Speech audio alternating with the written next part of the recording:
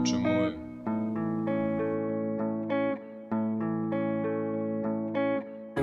Ne znam kako da te opišem, a da iskoristim pravu riječ za to.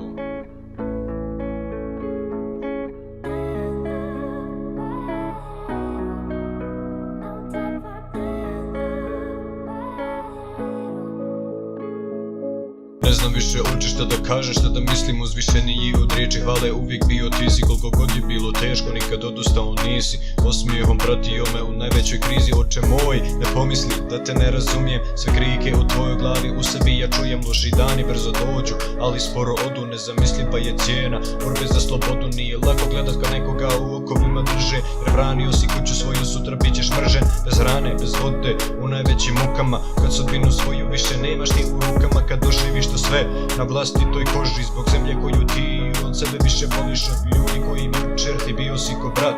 To se zove ono biti spreman na rat, da oprostiš njima ali nikad ne zaboraviš, da se ista takva muka meni ne ponovi. Do zadnje trunke bijesa nisi se predao, poslao je ljiljane sa neba te gledao. Kući došao si nakon svega oplakanoj majici, mršavi bez kose u krvavoj majici. Bez puni 20 ljeta sve to morao si proći, otišao na liniju, nisi znao da li ćeš doći. Ovu pjesmu oče moj tebi ću pokloniti, sve što nisi imao od mene ćeš dobiti. Znam da neke stvari ne mogu da ti vratim, što u ratu izgubiš ne možeš da platiš. Kad svaki dan osvaneš u zvukovima mržnje, da shvatiš da naše sudbine od metka su brže. Jučer zajedno ste sjedili, pili ste i jeli, danas već ga nema, Bog uzeo ga sebi. Oče znam da nisi jedini, bilo vas je dosta, gdje su kosti njihove, to samo on zna. Svaki dan si čekao njega, onog što nam sudi, sa istom željom svako jutro na sabah se budi. Što je borba za sudbinu, borba za naš narod, čuvanje onog što od Boga nam je dato. Domovina je zlato, ne ono što je strano, tu si rođen sine.